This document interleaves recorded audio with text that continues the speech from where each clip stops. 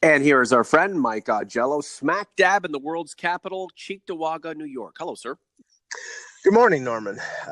Yes, the center of the universe, Buffalo and Western New York. Although, I do believe it for Blue Jays fans, it will be the center of the universe, and for the next little while, when Vladimir Guerrero, the Blue Jays' top prospect, gets promoted to AAA, it's going to be pretty exciting to see, a guy who could be the linchpin cornerstone of the Blue Jays franchise take the next level and eventually get to Toronto probably later this year or early next year. Yeah, there are videos all over YouTube that demonstrate Vlad Guerrero Jr.'s immense hitting power. The guy absolutely crushes baseballs. And whether you're a Blue Jays fan or a Blue Jays loather, there has to be some curiosity there. You want to see what you're probably hearing from outside of the stadium. Yeah, I mean, first of all, I mean, I was a fan of his father, and if he's a chip off the Jays, have a really great player, and it's funny because specialize in second generation players because Bo Bichette and Craig Biggio's son are also prospects in the Yep. organization and sound like they'll eventually get to the major leagues. So, but Guerrero, I mean, if he's anything like his dad in terms of being somebody who you couldn't pitch to, even if it was a bad pitch, he would hit it out of the park. So, I mean, that'll be pretty exciting. I've seen Vlad Guerrero Sr. hit doubles off the wall on pitches that bounced in the dirt.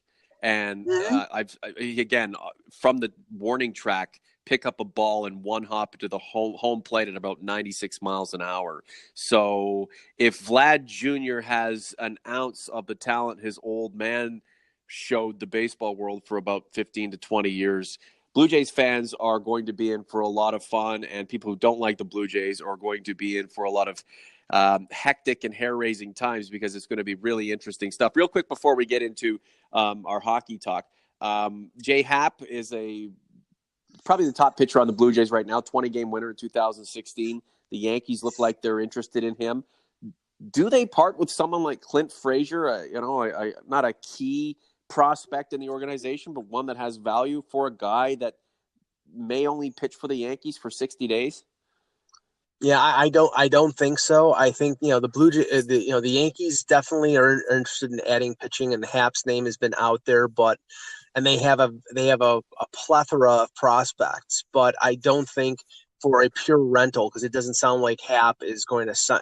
That they're interested in signing Happ or having him past the rest of this year.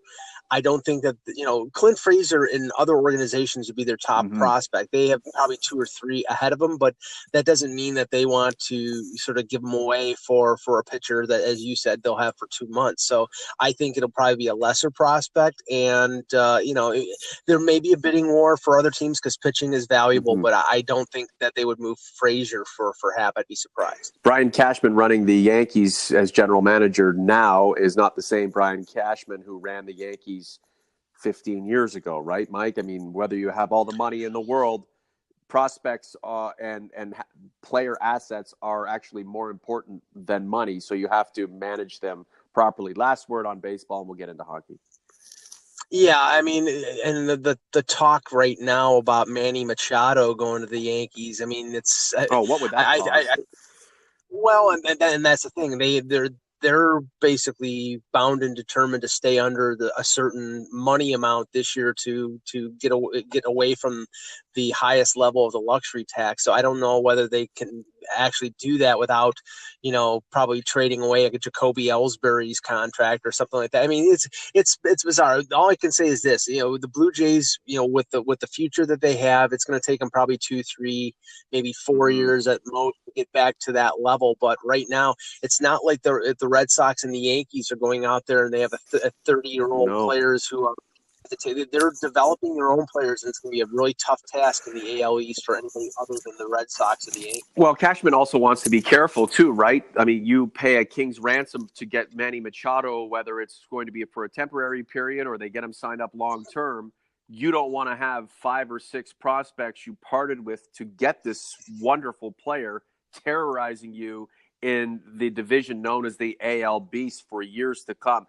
the AL East is an absolute juggernaut, Mike. I mean, when it's not the Red Sox or Yankees, it was the Blue Jays for a couple of years, and that's the thing. We talked about this in hockey terms too. If you're the Ottawa Senators, do you want Erik Karlsson wearing a Maple Leaf jersey for the next 6-7 years, destroying you even more than you are typically destroyed when the Maple Leafs enter Canada and beat your ass, right? So the long-term implications have to be thought out extremely thoroughly, especially when you're dealing within the division. Speaking of tough divisions, the Atlantic Division is going to be a lot of fun this coming season too. Mike, we'll put MLB Convo on hold. Let's get back to Leafs Convo. We know we're going to have some people bitching and moaning in the comment section, but too bad it's our podcast, and you know you love it.